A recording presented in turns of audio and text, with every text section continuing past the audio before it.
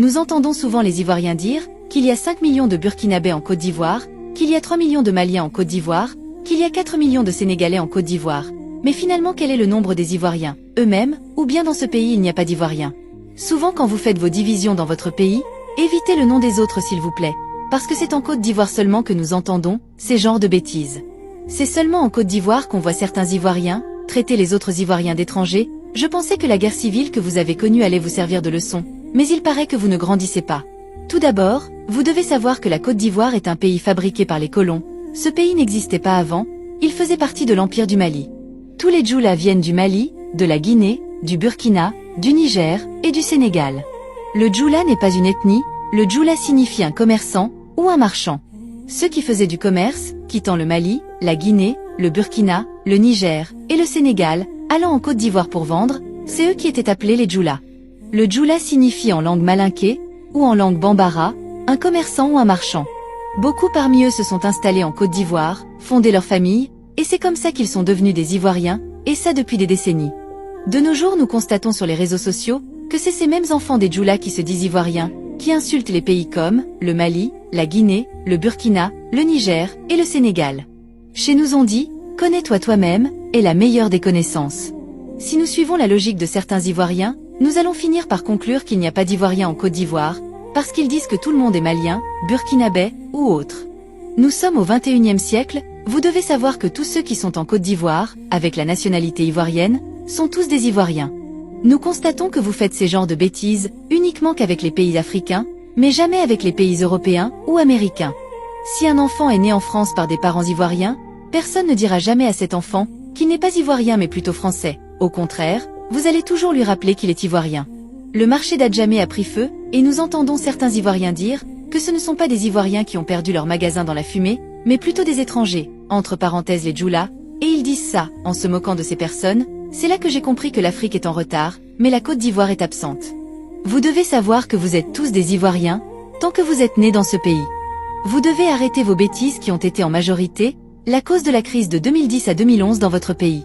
À force de vouloir critiquer tout le temps, le Mali, le Burkina et la Guinée, vous finirez par faire du mal à vous-même.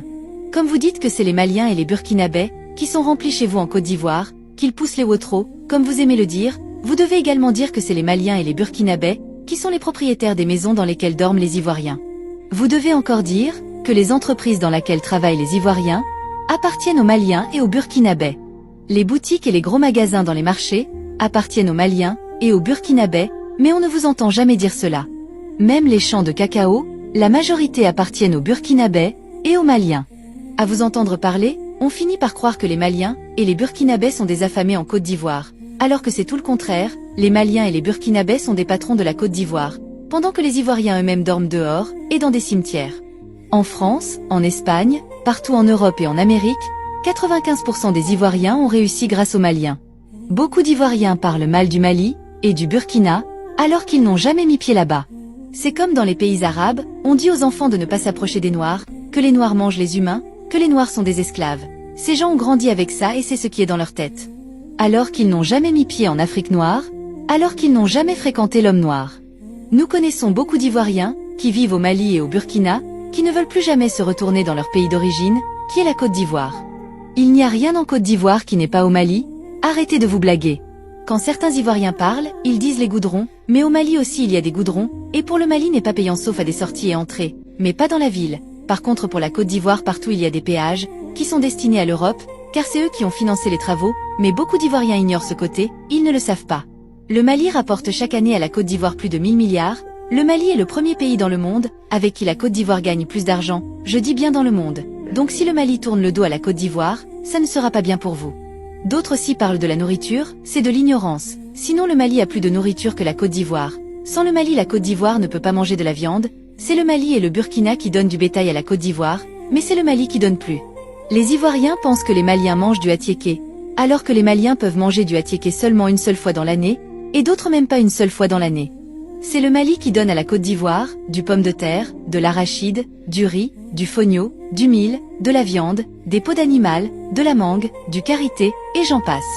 95% des Maliens vivent dans leur propre maison au Mali, mais 86% des Ivoiriens vivent en location en Côte d'Ivoire, et ces maisons ne sont même pas confortables, en plus ce sont des maisons en bois.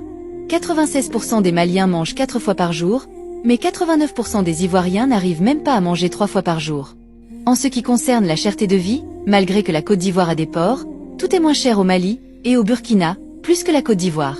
Que ça soit le prix de la location, le prix des condiments, le prix du terrain, le prix de la santé, le prix de l'éducation, le prix des vêtements et j'en passe, tout est moins cher au Mali qu'en Côte d'Ivoire. Ceux qui parlent mal du Mali et du Burkina, sans avoir mis pied là-bas, je vous conseille d'aller visiter ces pays et d'y rester pendant au moins 3 mois. Vous allez comprendre que ces pays vivent mieux que la Côte d'Ivoire. Merci d'avoir écouté, et donnez vos avis en commentaire.